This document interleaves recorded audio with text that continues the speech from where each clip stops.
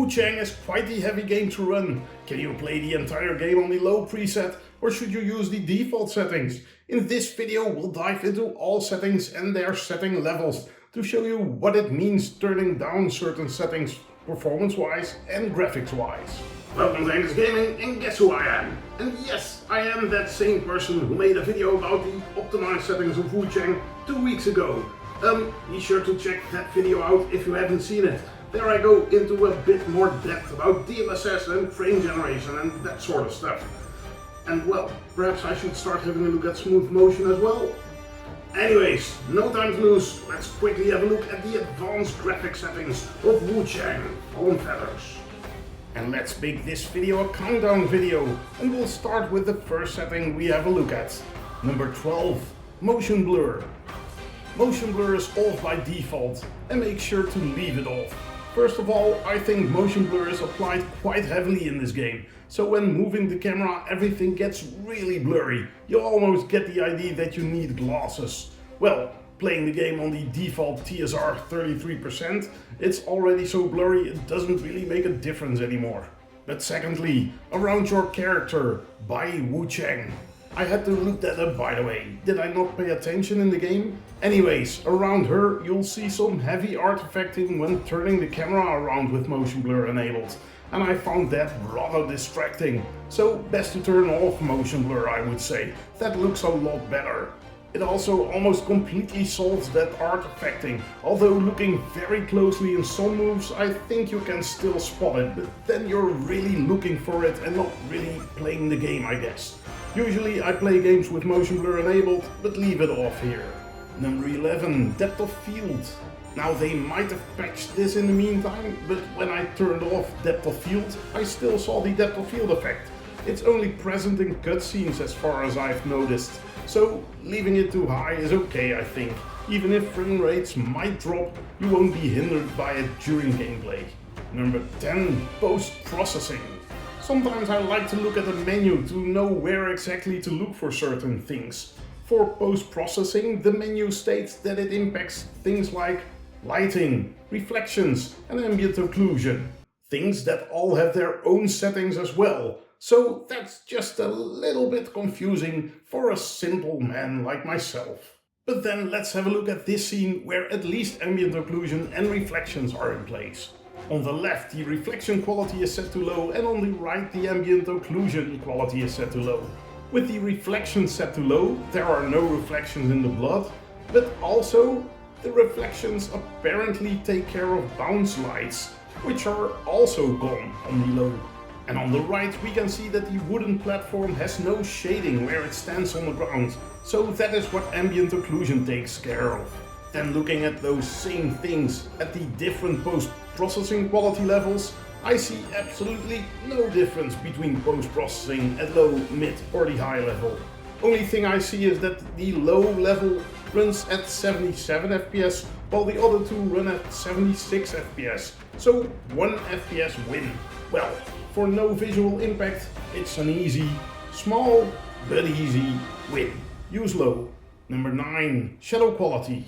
Most noticeable on the shadow quality, I found the distance at which shadows appear or start moving. Looking at the lamp in the distance, hanging on the archway, on extreme, the shadow starts moving from very far away already. On ultra you'll notice that that same shadow only starts moving when we're far more close by. I think here we're almost halfway of the path already. On high the shadow starts moving only when we're really close by, we can almost touch the lamp. On mid then, we can see that the whole tree behind the archway suddenly switches its shadow level. It being quite a large tree has quite a bit of visual impact, I would say, and it's quite noticeable. And on low that same thing happens, at about the same distance I would say. Looking at the shadows themselves, I think they don't even look that bad on low, although a little bit less defined, but it's the pop-in that's the real mood killer for me. Performance-wise I would say that only mid and low have a real improvement, but since I find that vegetation pop-in too intrusive, I would say leave shadow quality at the extreme level.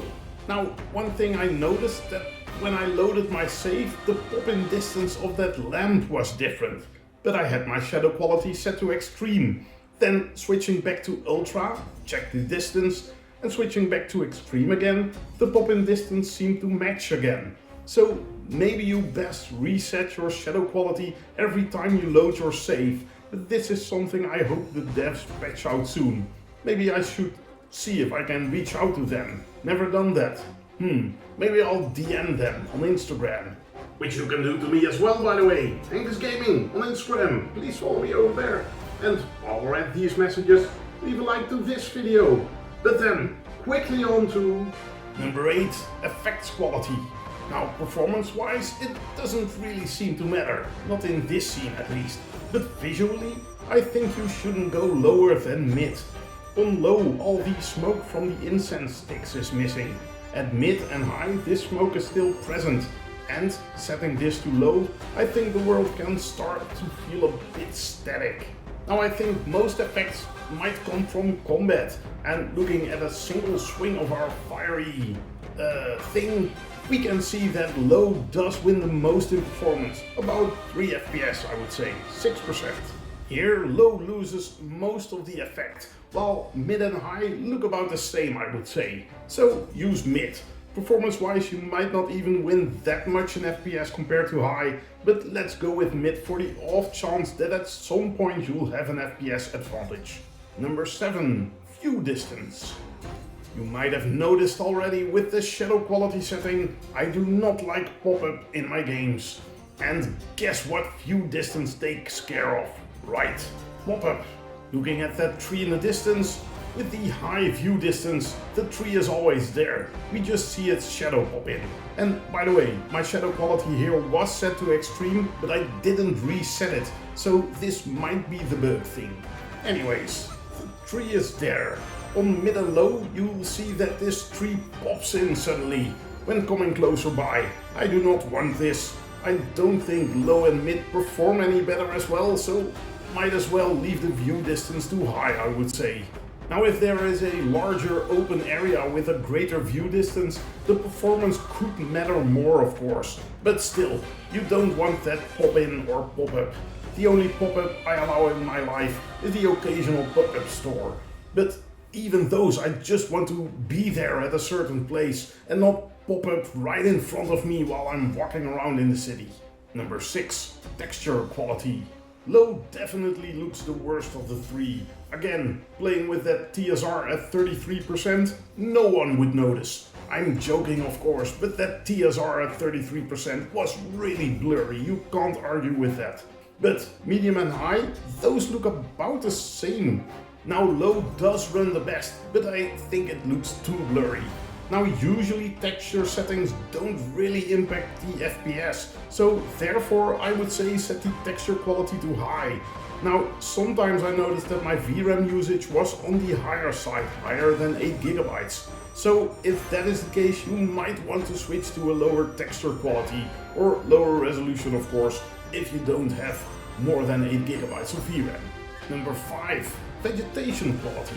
Looking at the low, mid and high levels again, and also again we see that mid and high perform about the same and look about the same.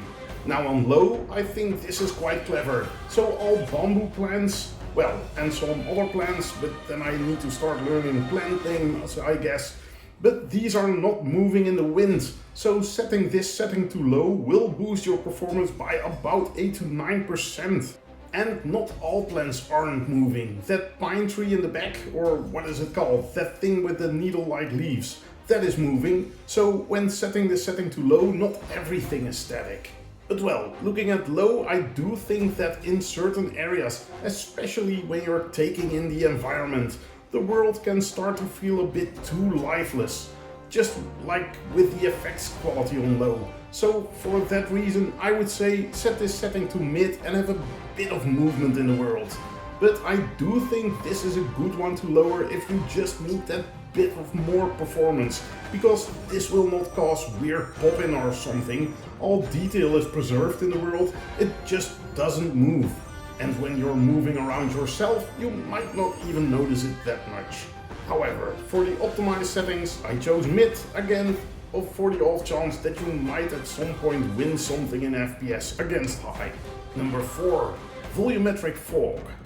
When all that nature and those beautiful lush green mountain paths become too much for you, you can always go to the smoke-filled foggy lands, or at least this pathway somewhere near the village. But that fog, to me, it looks exactly the same at all setting levels. Now, it's not a world of difference in performance either, but it seems to run ever so slightly better on low, so setting this to low for the easy win in a very small bit of performance, a win of about 1%. Number 3. Global Illumination. Now, if GI stands for Global Illumination, does G.I. Joe mean Global Illuminated Joe? Just wondering. Anyway, let's first have a look at GI at the high setting level and take in the world. Look at the floors and the walls. Really notice how the light plays around, how the yellow candles seem to bounce their yellowish light against those wall paintings. And then let's turn GI off. Wham! Pale looking, weird glowing floors with walls that look as if HDR was turned off. The performance win doesn't even matter. No, don't turn off the global illumination. But then, looking at the other setting levels, low does perform the best. It's about 5 to 6% higher in FPS, but it doesn't look all bad all of a sudden. I do notice the character by being a little bit darker, so I guess light is bouncing around a bit less and therefore the character catches less light, but I'm not entirely sure that is the exact case. Looking at the interior around by Wuchang, I don't think I really see that much of a difference, to be honest. It's not that the walls are way darker or have a different color, which I would guess they would have if the colored light bounced around less. But well, since we don't see that much of a difference, I would say grab that 5 to 6% performance win and set the global illumination to low. Number 2.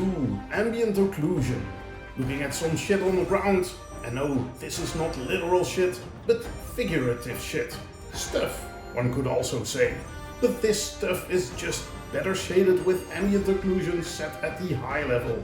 Doesn't seem to cost that much in FPS, so I would say set ambient occlusion to high. And then number 1, reflection quality. Let's go outside for a change and back into the sunlight.